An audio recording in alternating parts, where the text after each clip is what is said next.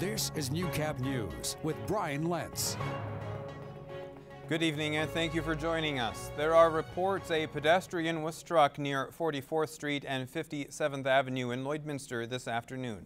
Police and EMS responded to an alleged accident involving a pedestrian around noon today. Lloydminster RCMP have yet to release any details regarding the incident. We will provide an update on the situation as it becomes available. And there was a heavy police presence near the intersection of 32nd Street and 48th Avenue last night. Police blocked off the road while a SWAT and dog team responded to the scene. Police are expected to release more information on the incident tomorrow.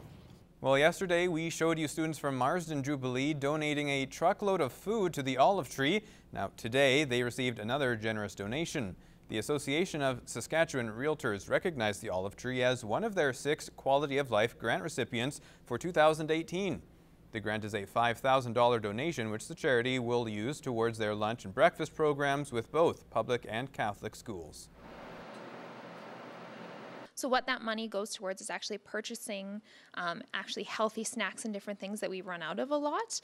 So things like real fruit juices. We actually started a new kind of trial of actually buying and shopping for fresh vegetables and fruit so we can give that out to the kids. We've had some great feedback from the schools and what they need to see and what they'd like to do. So yeah, it's been great to be able to kind of grow with them and find out more, and to be able to actually purchase these fresh things for them is a big deal as well. A local student from Holy Rosary is one of just 10 high school students in Canada to be chosen to fast-track university and become a doctor by age 24. As Michaela Henschel reports, the prestigious scholarship is coming as no surprise to those who helped him achieve it. Ethan Patterson is Queen's University bound, but his journey to becoming a doctor will be a little different than most. Not only has he been accepted to university, he's already been pre-accepted to med school, all while he's still in grade 12.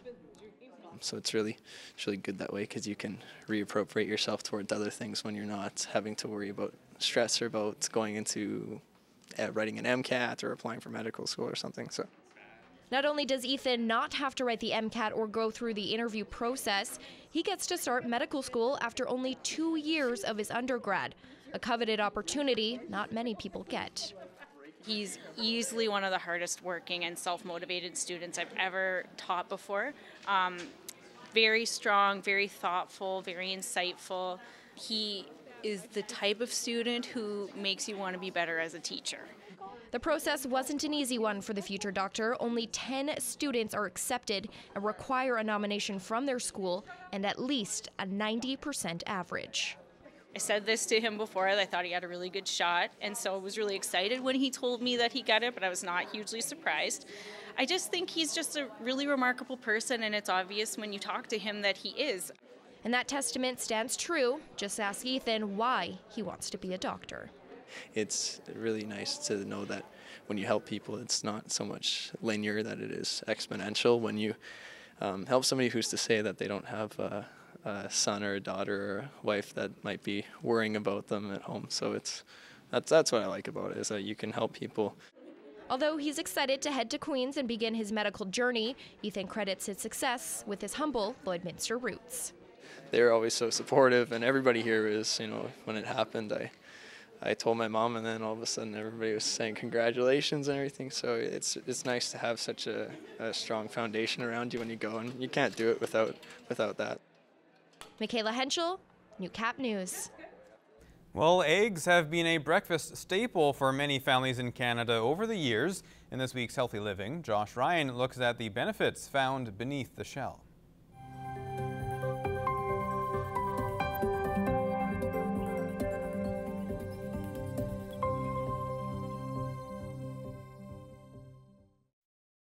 Starting off fresh or recovering from a full day's work are great reasons to eat eggs, one of the best choices for a non-vegan diet. They're a complete protein, so what that means is they contain all of the amino acids you need for a full protein source.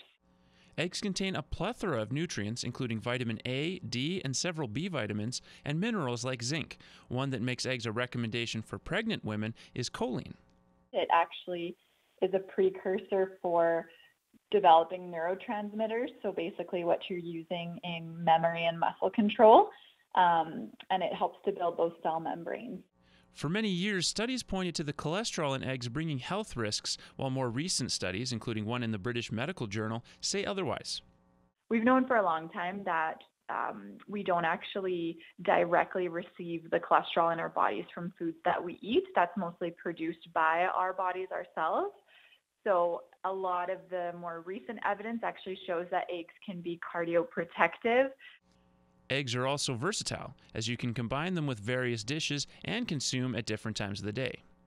They're a little bit more easily digested often than like a higher fat like steak or something like that. Some people will focus specifically on the whites for protein, but that means missing out on healthy fats and vitamins in the yolk.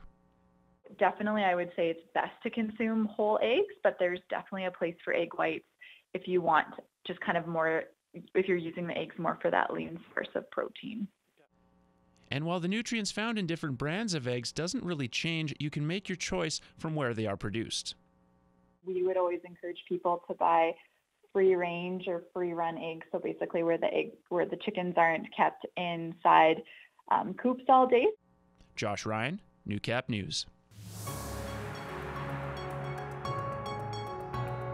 This is Newcap Sports. Well, football is a sport that's part of the very fabric of Lloydminster's community, and it makes sense. All programs from minor ball to high school have had profound success, and many athletes from the area have moved on to higher levels. Lance Phillips caught up with some members of a local family who have been an integral part of the success of Lloydminster football. A name that resonates with people familiar with football in Lloydminster is Hippie. The family has 4 sons involved in the sport, and all are finding their own success at different levels. Every member of the family has formed a deep bond with the sport, and all love it for different reasons. I was a DB, and I usually like the hitting part, but then now I'm a receiver, so I just like running. Oh, the team, talking, meeting new friends from different places, playing people, having fun during practices all the time. I love it all. The ups and downs, the fun, the travel. We put on a lot of miles in the last few years with the boys all over the place. The most recent miles come from a trip to Regina where the 2 oldest sons, Colton and Chopper, attended U of R Rams camp. Colton will start the 2018 season as the Rams' backup quarterback, while Chopper begins his post-high school career with Edmonton's junior team, the Wildcats. It's success that doesn't happen by accident or luck, but rather through hard work and dedication. I think their commitment to the sport. Colton started, I guess about 11 years ago, and Chopper right after him, and Cash and Chevy, of course. They did play soccer for a while, and I don't think it was interesting enough for them. So they just fell right into the groove with football and loved it. Just working at football every day, life's it. We watch it, we play it. It's a fun sport. In many sports, we see the negative influence parents can have on their children, whether it be forcing them into sports they don't like or not being supportive of their dreams. It seems that the Hippies have found just the right formula to allow the sons proper breathing room. He just tells us to go out there and have fun and just work hard all the time. Our parents are not pushy about it. There's you guys play you guys follow your own path. The only question remaining is, who is the best Hippie football player? Oh, that's a hard decision. I would say myself, but I don't know. That's up to the debate. Lance Phillips, Newcap Sports. This is Newcap weather with Gerard Lampau. Welcome back, everyone. You could argue, yes, a smidge cooler than yesterday's 21, 18 today, but that's still 3 degrees above the average where we should be for a day like today, this time of the year, so to speak. Let's put this map into motion then and see what we're dealing with come tomorrow. But honestly, it's pretty much more of the same, and even warmer back on tap come tomorrow as this ridge of the jet stream continues to build nicely. High pressure clearing things out, and that sets it up nicely for the weekend. 20s tomorrow and certainly 20s on Saturday as well, and no major precipitation out there, just the movement of cloud cover if any, but a lot of blue skies. Look at the temperatures, 20, 19, rounded off in Marwing, let's say 20, 22 for Edmonton, 21 out to Lac La Biche, 20s from Cold Lake down to St. Paul. It's through Vermilion, 21 in Wainwright, 20 around Provost and Macklin. Let's see what we're dealing with. A little cooler at Isle Cross for 17 there, 19 at Green Lake, 18 in Meadow Lake, 17 St. Walburg, 18 for Maidstone and North Battleford areas there. Let's head across the country, stop off in Vancouver, and you can see lots of blue skies and sunshine for there, 17. Similar story in Edmonton for 19, 21 and mainly sunny skies in Regina, and Winnipeg is where the cloud cover begins to come on in there. +9 in Yellowknife, and similar skies there in Whitehorse, mix of sun and cloud for their +9. But as we head further east, a lot of cloud cover. Let's stop off at Toronto there. Similar story, overcast yes for 12. Light evening showers both in Quebec and Halifax. Quebec at 8, Halifax at 11, and overcast in St. John's for +10, and it's -13, but mainly sunny skies out to Iqaluit. Let's come on back on the prairies here, stop off in the Battlefords where they're sitting at 18. The wind gusts at time have been getting up to 45 kilometers per hour. At the moment it's north and sometimes northwest, anywhere from about 32 to 41 kilometers per hour, and it'll stay mainly clear, looking for +1 by morning.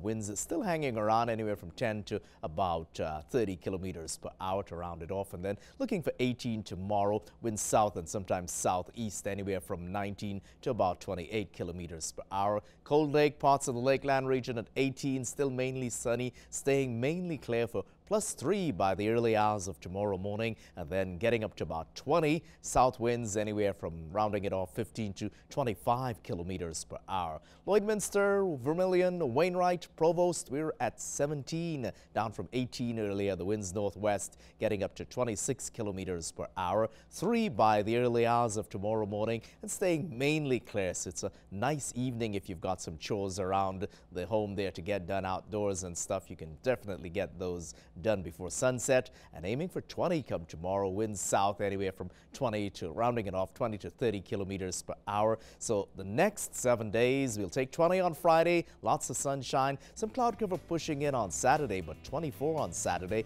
overcast on Sunday, cooler for 12, cool as well on Monday for 12, and then 14 on Tuesday, 16 Wednesday, 19 next Thursday. There are hints of showers around. It looks more like around maybe Sunday at some point afternoon or thereabouts, but apart from that, fantastic conditions. Brian, back to you for Agriculture News.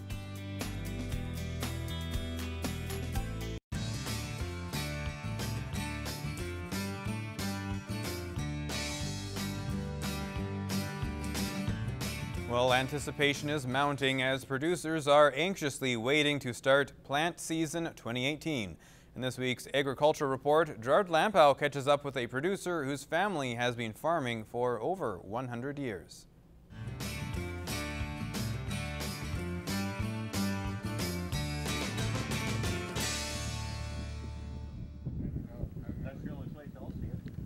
The equipment has sat idle all winter, but its days of sitting around are coming to an end.